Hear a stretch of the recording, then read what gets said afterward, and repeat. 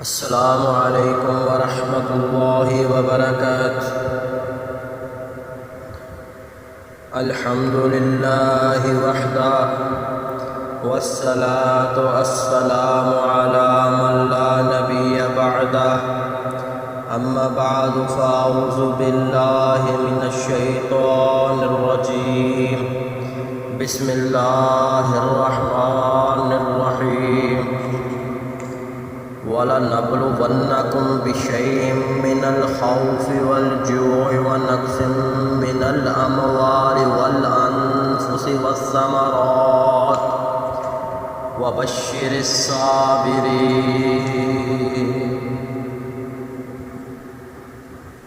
ہم تمہیں کسی قدر خوف سے، بھوک سے، مالوں، جانوں اور پھلوں میں کمی کر کے ضرور آزمائیں گے، اور صبر کرنے والوں کو خوشخبری سنا دیجیے۔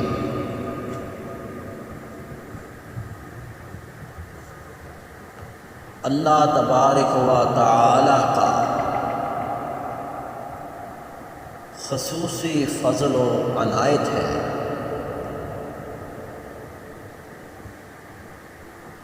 کہ اس نے ہمیں ملت اسلامیہ میں پیدا کیا ہے۔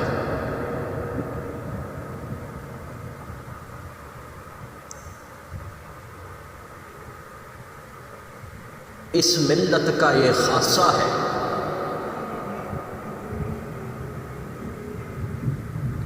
کہ اس ملت کے ہر چھوٹے اور بڑے عمل کو قدر کی نگاہ سے دیکھا جاتا ہے۔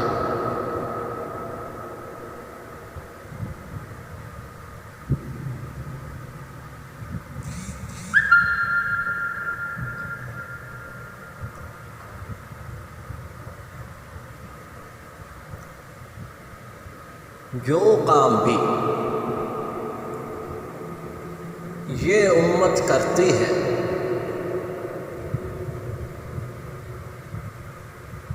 اچھائی کا، بھلائی کا، خواہ چھوٹا خواہ بڑا، سارا اللہ کے ہاں اچھی کتابوں کے اندر محفوظ ہے، اور اللہ کے ہاں اس کی بڑی قدر ہے۔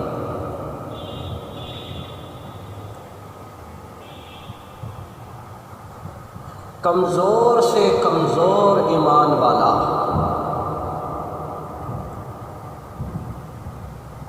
چاہتے ہوئے یا نہ چاہتے ہوئے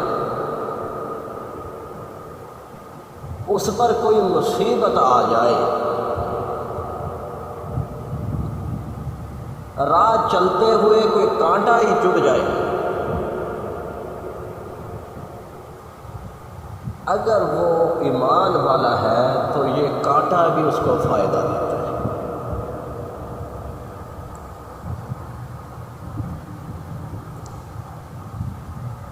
اس لیے ہمیں چاہیے کہ ہم اپنی دماغی، ذہنی اور فکری طور پر ایسی اصلاح کریں کہ نہ چاہتے ہوئے بھی ہمارے نامہ اعمال میں خیر لکھی جاتی ہے۔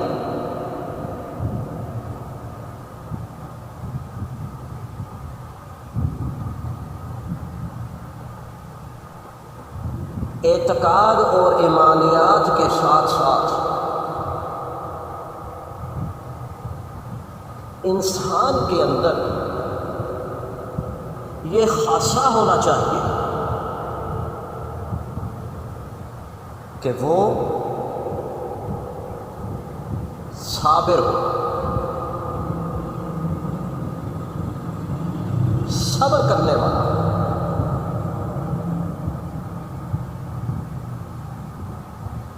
صبر کیا ہے؟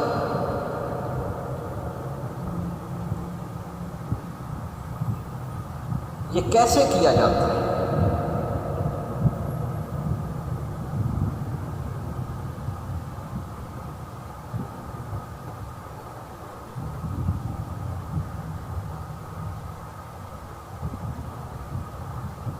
ایک انسان کی زندگی میں ہر لمحہ، ہر وقت کبھی بھی ایک جیسا نہیں رہتا۔ اللہ نے بھی قرآن مجید میں فرمایا کہ ہم لوگوں کے درمیان دنوں کو پھیر پھیر کر لاتے ہیں۔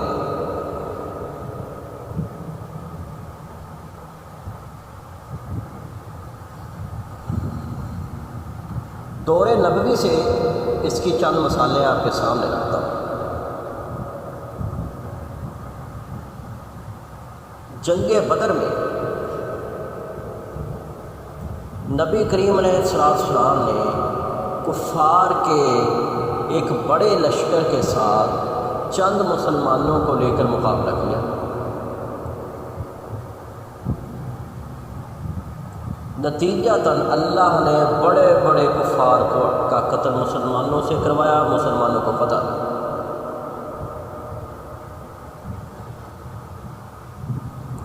دوسرا مرحلہ اگلے سال احد کا پیش آ گیا۔ احد میں کفار کا پلڑا بھاری تھا، مسلمانوں کو شکست کا سامنا کرنا پڑا کچھ وجوہات کی بنا پر۔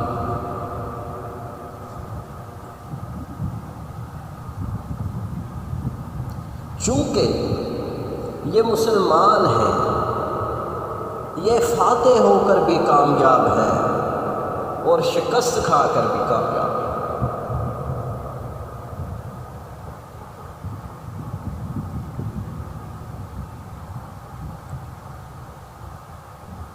اگر فاتح ہوئے تو فتح اللہ نے دی، اللہ نے ہی کفار کو مغلوب کر دیا ان کے ساتھ۔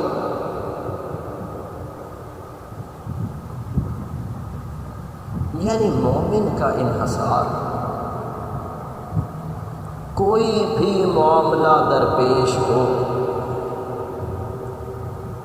اس کی نظر ہمیشہ اللہ پر رہتی ہے، جو زندہ بھی ہے اور قائم بھی ہے اور علی کل شیء قدیر بھی ہے، ہر جگہ موجود بھی ہے۔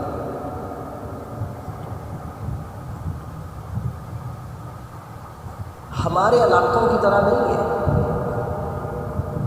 کہ پہلے جس کو مصیبت آئی وہ اس کے حل کے لیے سفر کر کے جائے، کہیں دور دراز کسی بابا جی کے پاس، کسی درگاہ میں۔ اس کا معاملہ ایسا نہیں ہے، وہ جدھر بھی مصیبت آئے گی وہیں آپ اس کو موجود پائیں گے۔ اگر مومن کا اعتقاد ایسا ہو کہ اس کو ہر وقت ہر جگہ اللہ نظر آئے، اللہ پر اعتقاد ہو، پھر وہ پریشان نہیں ہوتا، کیونکہ پریشانی دینے والا بھی ساتھ ہی ہوتا ہے اور پریشانی حل کرنے والا بھی ساتھ ہی ہوتا ہے، وہی ایک ہے اور وہ ہمیشہ ساتھ ہے۔ اس لیے یہ سمجھ لینا چاہیے کہ ہم جہاں بھی ہیں، جس حالت میں بھی ہیں، اللہ کی نظر میں ہیں، اللہ کی نظروں میں ہیں ہمارے حالات، ہمارے واقعات اللہ کی نظر میں ہیں۔ اور جو معاملہ درپیش ہے اگر وہ تنگی والا ہے تو اس کو شکر کے ساتھ گزار، نہ شکری کے ساتھ نہیں۔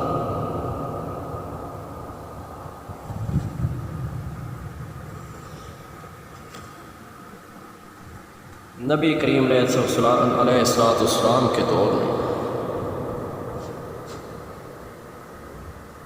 ایک عورت ایک قبر کے پاس رو رہی تھی۔ اللہ کے رسول پاس سے گزرے اور کہا اللہ سے ڈر اور صبر کر۔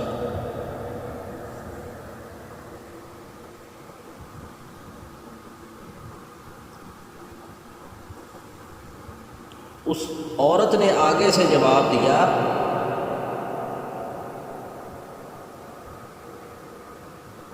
مجھ سے دور ہو جا، جو مصیبت مجھ پر آئی ہے وہ تجھ پر نہیں آئی۔ یہ جو بات تو کر رہا ہے تجھ پر اصل میں مصیبت نہیں آئی، اس لیے تو مجھے کہہ رہے۔ کسی نے کہا کہ تجھے پتہ ہے یہ تجھے بتانے والے، تجھے نصیحت کرنے والے کون تھے؟ کہنے لگی مجھے نہیں پتہ۔ فرمایا یہ اللہ کے رسول تھے اور تم نے ان کے ساتھ نازیبا گفتگو کی ہے۔ وہ عورت بھاگی اللہ کے رسول کے گھر میں، سیدھی چلی گئی، کہا یا رسول اللہ مجھے پتہ نہیں چلا کہ آپ سے۔ فرمایا اصل میں صبر یہ ہوتا ہے کہ جب صدمہ آئے اس کے آغاز میں انسان اپنے معاملے کو صابر شخص کی طرح گزارے۔ یہ نہیں ہے کہ رو بھی لیا، دھو بھی لیا، آہو پکار بھی کر لی، سب کچھ کر لیا، اس کے بعد کہا میرا صبر ہے۔ وہ تو پھر اللہ کی طرف سے صبر آ جاتا ہے۔ صبر اس وقت کریں جب مصیبت ٹوٹ پڑتی ہے۔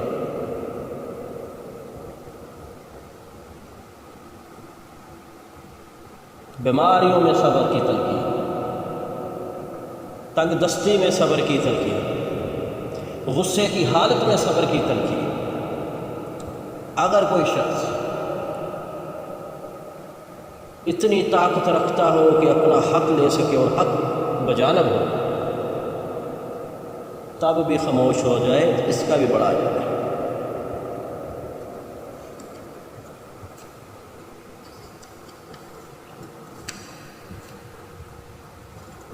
نبی کریم علیہ السلام نے فرمایا جو شخص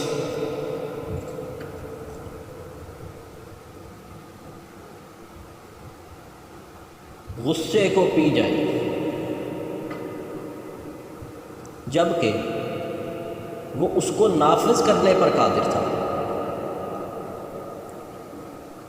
اللہ تعالیٰ قیامت والے دن اسے تمام مخلوقات کے سامنے بلائے گا اور اسے کہے گا جس حور کو چاہے پسند کر لے تیری ہے۔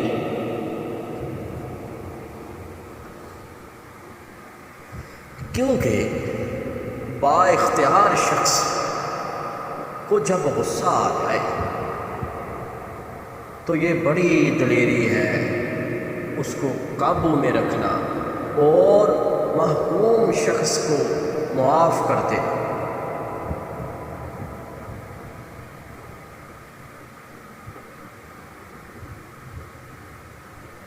رسول اللہ صلی اللہ علیہ وسلم نے فرمایا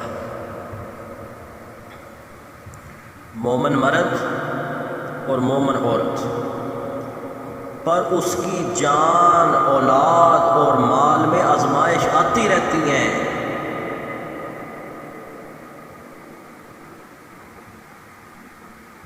یہ آزمائشیں ان کا کوئی مقصد ہے۔ آپ نے فرمایا ان پر آزمائشیں آتی رہتی ہیں یہاں تک کہ جب وہ اللہ کو ملتے ہیں تو ان پر کوئی گناہ نہیں ہوتا۔ یہ جو مومنین کو آزمائشیں، کبھی جان کی، کوئی اپنا عزیز فوت ہو جائے، کبھی مال چھن جائے، کبھی بیماری آ جائے، کبھی اولاد گئی، کوئی بھی معاملہ جب مومن کو درپیش ہوگا تو اس کا اجر جنت ہوگا۔